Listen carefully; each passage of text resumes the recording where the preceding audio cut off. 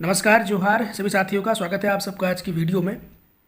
Economics पे आज हम लोग बात करेंगे। ये सब्जेक्ट बहुत ज़्यादा परेशान करता है स्टूडेंट्स को, खास करके जेपीएससी के बारे में जो भी सोच रहे हैं मेंस में जेपीएससी में कैसे आंसर राइटिंग करना है। इस सब्जेक्ट में आज हम लोग उसी पे फोकस करेंगे। लेकिन उससे पहले सीजीएल की जो भी लोग बात कर रहे हैं, बहुत सारे दोस्तों का ये भी कहना है कि सीजीएल एग्जामिनेशन अगर इसमें बहुत ज़्यादा रिफॉर्म्स किया जाएगा, पीटी मेंस वगैरह कराया जाएगा, ठीक है, साथ ही साथ एजेंसी वगैरह अगर चेंज करने की नौबत आएगी तो बहुत समय लग जाएगा। जो भी लोग ऐसा बोल रहे हैं कि समय लग जाएगा, आप खुद से इस बात को सोचिए कि अगर एग्जामिनेशन बिना एजेंसी को चेंज कराए, बिना पीटी मेंस कराए अगर जल्दी करा लिया जाता है तो क्या आप क्लियर कर सकेंगे, भले ही आप कितने भी तेज हो? खुद से सोचिए। लास्ट में आपको नौकरी ही चाहिए, ठीक है, सिर्फ एग्जामिनेशन हो जाए किसी तरीके से, ये आपका इंटेंशन तो नहीं होगा।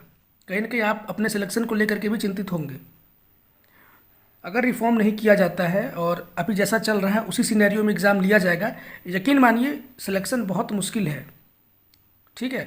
तो समय लगेगा, डेफिनेटली समय लगेगा। जो भी प्रक्रिया ये भी अपनी आई जा रही है, केस वगैरह किया जाएगा, एजेंसी तो चेंज उनको करना ही पड़ेगा। उस एजेंसी से तो बिल्कुल भी एग्जामिनेशन कंडक्ट नहीं होना चाहिए, और अगर हो सके तो पीटी मेंस भी जरूर लेना चाहिए। आप इसके बारे में थोड़ा डेप्थ में सोचिएगा कभी बैठ करके, तो आपको इसके पॉजिटिव एक्सपेक्ट जरूर समझ में आएंगे। भले ही समय लग जाए, क्या कर सकते हैं, समय लगेगा ही अभी, ठीक है। लेकिन हड़बड़ी के चक्कर में किसी गलत व्यक्ति का सिलेक्शन हो जाए पैसा वैसा दे करके, ये कोई नहीं चाहेगा, ठीक है। तो आप लोग भी इस विषय में सोचिए। हर किसी को जल्दीबाजी है, हर कोई चाहता है कि सारी चीज़ जल्दी जल्दी हो, लेकिन मजबूर है, ठीक है, कोई कुछ नहीं कर सकता है इसमें। जितने भी कोचिंग इंस्टीट्यूट वाले हैं, जितने भी टीचर्स हैं, सब अपने अपने स्तर पर काम कर रहे हैं। सारी चीज़ें चल रही है, जैसा भी कुछ होगा आपको इन्फॉर्म किया जाएगा। बहुत सारे लोग ये भी बोल रहे हैं कि जेपीएससी बहुत डिफिकल्ट पड़ेगा, मैं जेपीएससी की तैयारी नहीं कर सकता। हम लोग सीजीएल वाले ही हैं, आपको मजबूरी में जेपीएससी करना होगा। कारण क्या है कि जो भी लोग जेपीएससी के लिए भी तैयारी करेंगे, वो जाहिर सी बात है कि झारखंड को बहुत डेप्थ में पढ़ेंगे, जीके जीएस को वो डेप्थ में पढ़ेंगे, और जैसे ही वो डेप्थ में जाएंगे जाहिर सी बात है कि वो सीजीएल में भी आपसे लीड लेंगे। तो अभी के समय पे फालतू बैठने से अच्छा है कि जेपीएससी का फॉर्म भरिए और तैयारी करिए जेपीएससी की। होना नहीं होना बात की बात है, ये वाली पढ़ाई आपको डेफिनेटली सीजीएल में भी काम आएगा, ठीक है। आगे आपकी मर्जी है, बहुत सारे फॉर्म्स निकले हुए, आप कहीं भी अप्लाई कर सकते हैं। लेकिन बिना रिफॉर्म के सीजीएल यहाँ कंडक्ट कराना, और सिर्फ सीजीएल ही नहीं, जेएसएससी के द्वारा और भी जो एग्जामिनेशन होता है, बिना रिफॉर्म के अगर उसको कराया जाएगा किसी का भला नहीं हो सकेगा, ठीक है। तो चलिए आज हम लोग देखते हैं इकोनॉमिक्स के सेक्शन को, कैसे इकोनॉमिक्स की प्रिपरेशन की जाए। बहुत परेशान करता है ये सब्जेक्ट, ठीक है। अभी बजट पेश हुआ है, इंटरिम बजट, और आप देखिए प्रश्न कैसे पूछा गया पहले मेंस का। व्हाट इज़ नेशनल इनकम, और डिस्कस द वेरियस मेजरिंग, मतलब कैसे नापते हैं नेशनल इनकम को, उसका अलग अलग मेथड्स को आपको डिस्कस करना है, ठीक है।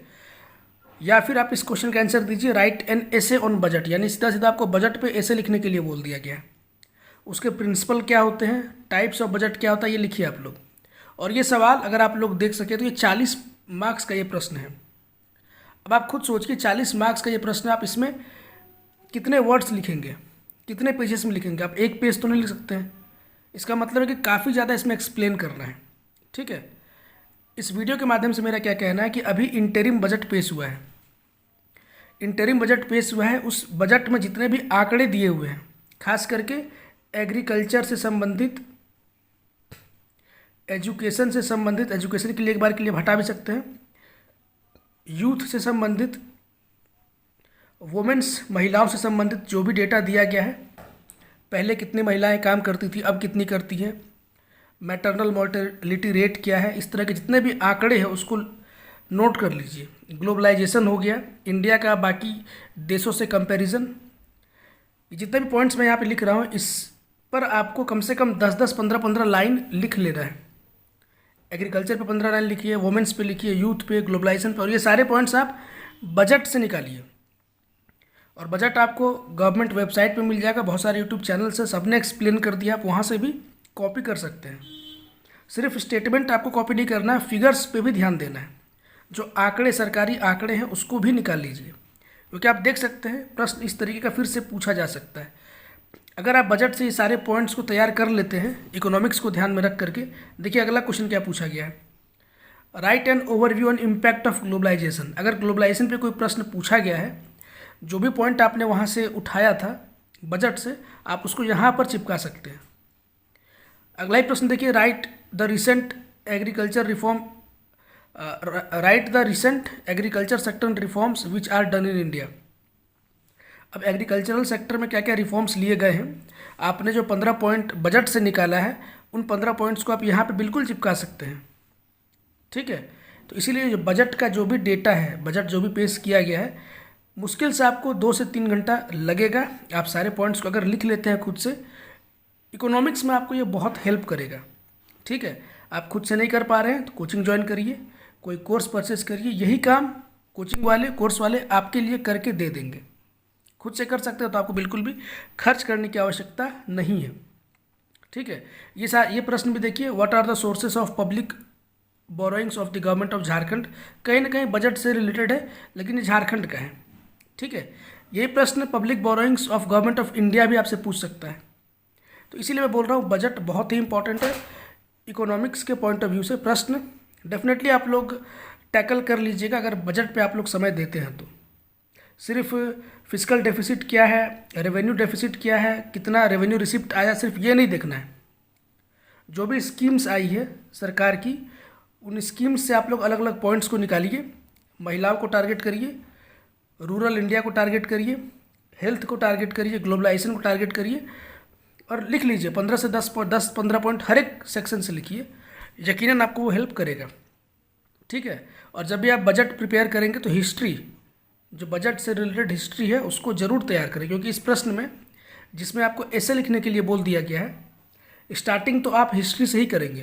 पहली बार बजट कब पेश किया गया था, किसने किया था, फिर टाइम टू टाइम जो चार्टर एक्ट आए, इंडियन काउंसिल एक्ट सब आया, उसमें बजट को लेकर के क्या प्रावधान किया गया, वो सब लिखेंगे।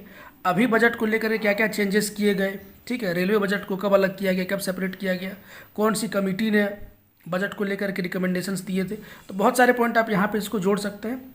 उसके बाद जो प्रिंसिपल है बजट कैसे पेश होता है, ऐसा नहीं फाइनेंस मिनिस्टर आई और आके बजट पेश कर दी, हो गया काम।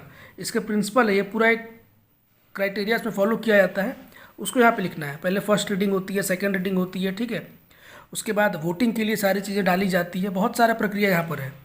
वो सारा प्रिंसिपल आप यहाँ पे लिखेंगे और उसके बाद फिर टाइप्स ऑफ बजट में भी आप कुछ वहाँ पे लिख सकते हैं। तो आपके पास दिमाग में कंटेंट होगा तो ऑटोमेटिक आप वहाँ पे लिखने के लिए कैपेबल हो जाएंगे। इसलिए मैं बोल रहा हूँ कि सारे पॉइंट्स आप लोग खुद से प्रिपेयर करना स्टार्ट करिए। समय अभी से आपके पास काफ़ी है। जैसे कि देखिए, बजट में 3 प्रकार के बिल को इंट्रोड्यूस किया जाता है।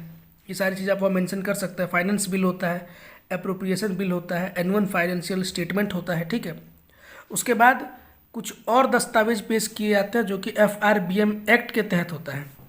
ठीक है, FRBM एक्ट आप सब जानते होंगे कि क्या इसका मतलब है, और FRBM एक्ट के तहत भी ये दस्तावेज वहाँ पे प्रेजेंट किया जाता है बजट में। ठीक है, medium term physical policy statement, macro economic framework statement, physical policy strategy statement, medium term expenditure framework. अब इस तरह जब आप आंसर में लिखेंगे उसको इस तरीके से हाईलाइट भी कर देना है, घेर देना है। ये आपके आंसर्स को खूबसूरत बनाएगा। ठीक है, जब आप प्रक्रिया समझाएंगे बजट कैसे पेश होता है तो पूरा फ्लो चार्ट के थ्रू आप उसको समझा सकते हैं। लेकिन ये सब होगा कब, जब आपने पहले से उस पर काम किया होगा। अचानक से आप वहाँ सोचेंगे कि हम लिख लेंगे तो नहीं हो पाता है। आपको गाय पे ऐसे लिखने के लिए नहीं दिया जाएगा कि गाय पे आप ऐसे लिखिए या फिर आप महिलाओं पे ऐसे लिखिए, उतना सिंपल नहीं होने वाला है। आंसर आपका खूबसूरत तभी होगा जब आप उसमें फिगर्स और फैक्ट दोनों शामिल करेंगे तब। ठीक है, इसीलिए बजट को आप लोग सीरियसली लीजिए। बाकी इसमें मैंने कुछ पॉइंट्स लिखे थे, अब आप लोग देख लीजिए इसको। इसमें एक्सप्लेन करने लायक ऐसा कुछ खास है नहीं। इकोनॉमिक सर्वे आप सबको पता है कि बजट से पहले इकोनॉमिक सर्वे पेश किया जाता है, और जब इलेक्शन ईयर रहता है जैसे कि अभी है, उस टाइम पे इकोनॉमिक सर्वे पेश नहीं होता है। ठीक है, डायरेक्ट इंटरिम बजट आता है, ये ध्यान में रखिएगा। ठीक है, एक बार इंटरिम बजट पेश हो जाएगा, फिर इलेक्शन हो जाएगा, नई सरकार बन जाएगी, उसके बाद फिर इकोनॉमिक सर्वे भी पेश किया जाएगा और फिर जनरल बजट भी आएगा। ठीक है, टैक्सेस कितने टाइप के होते हैं ध्यान रखिएगा। ये सब सरकार के कमाई का सोर्स है। सरकार कमाती कैसे है, तो डायरेक्ट टैक्स से पैसा आपसे लेती है, इनडायरेक्ट टैक्स के रूप में भी पैसा आपसे कमाती है। ठीक है, तो टैक्स से तो पैसा सरकार कमा ली। आप इसमें देख लीजिए, पीटी में पूछ सकता है डायरेक्ट टैक्स क्या क्या होता है, इनडायरेक्ट टैक्स क्या क्या होता है, ये सब आप सब जानते हैं, प्रश्न यहाँ से बनता है। कॉरपोरेशन टैक्स क्या हो गया, जो भी कंपनीज़ हैं उनको जो भी प्रॉफिट होता है, ठीक है, उनके प्रॉफिट पे टैक्स जो लगाते हैं वो कॉरपोरेशन टैक्स है। मिनिमम अल्टरनेट टैक्स ये क्या हो गया, अब बहुत सारी कंपनीज ऐसी भी हैं जो क्लेम करती हैं उनका कोई प्रॉफिट ही नहीं हो रहा है। तो जो कंपनीज ऐसी हैं जो ये क्लेम कर रही है उनका प्रॉफिट नहीं हो रहा है, उनके लिए मिनिमम ऑल्टरनेट टैक्स लगाया जाता है। अब ये आपसे पूछेगा minimum alternate tax direct tax है कि इनडायरेक्ट टैक्स है, तो जो नहीं पढ़े हैं नहीं बता पाएंगे, ठीक है। तो इसीलिए मैं बोल रहा हूँ कि चैनल को सब्सक्राइब भी कर लीजिए अगर आप जेपीएससी के लिए सीरियस हैं। नंबर ऑफ सब्सक्राइबर कम देख करके इग्नोर मत करिए। मैं जो भी कंटेंट आपको बताऊँगा ठीक ठाक कंटेंट रहेगा, आपको डेफिनेटली वो हेल्प करेगा, ठीक है। तो चैनल के टच में रहिए, कुछ ना कुछ आपको बेनिफिट यहाँ से मिलेगा ही मिलेगा। ये 41% तो आप सब जान रहे हैं कि अभी ये जितना भी टैक्स और नॉन टैक्स सरकार ने कलेक्ट किया उसमें से 41% सीधा सीधा राज्यों को दे रहा है, ठीक है। ये फाइनेंस कमीशन के द्वारा ये सारी चीज़ें की जाती है। अभी लेटेस्ट फाइनेंस कमीशन गठित कर दी गई है, अरविंद पनगड़िया शायद उनकी चेयरमैनशिप में नया फाइनेंस कमीशन सेटअप कर दिया गया है, 16वां है शायद, ठीक है। देखेंगे उनका रिपोर्ट क्या है, रिकमेंडेशंस क्या क्या आएंगे, अभी आया नहीं है, देखें आएगा तो उस पर चर्चा करेंगे। सेस और सरचार्ज, ये भी आपने नाम जरूर सुना होगा। बहुत सारी चीज़ों पे सेस लगता है अलग से, सरचार्ज लगता है जो पैसे वाले लोग हैं उनसे, ठीक है। ये सब जो भी है वो सब सेंट्रल गवर्नमेंट अपने पास रखती है, उसको राज्यों के साथ शेयर नहीं करती है। ये बहुत बहुत इंपॉर्टेंट पॉइंट है, इसको कहीं आप लोग लिख लीजिएगा, ठीक है। टैक्स के थ्रू जो भी पैसा आया सरकार के पास आ गया। अब नॉन टैक्स के थ्रू भी सरकार के पास बहुत सारे पैसे आते हैं, तो नॉन टैक्स रिसिप्ट क्या क्या है वो यहाँ पे लिखा गया है, ठीक है। ये बजट से मैंने 2 पॉइंट यहाँ पे लिखा है, अभी और भी बहुत सारे पॉइंट्स मुझे यहाँ पे लिखना है, ठीक है। जो मैंने लिखा आपके साथ शेयर कर दे रहा हूँ। सब्सिडी का बहुत चर्चा हो रहा है आजकल, तो सब्सिडी में कितना पैसा सरकार का खर्च हो रहा है, तो 3.8 लाख करोड़, और out of this 3.8 lakh crore 2 lakh crore जो है वो सिर्फ फूड में खर्च हो रहा है, ठीक है। जो खाना भी सबको फ्री में दिया जा रहा है उसमें 2 लाख करोड़ खर्च होगा। उसके बाद फर्टिलाइज़र में खर्च कर रही है सरकार, फिर एलपीजी में खर्च कर रही है। तो सब्सिडी बहुत चर्चा में रहता है, तो ये डेटा इसको याद रख लीजिएगा, 3.8 लाख करोड़।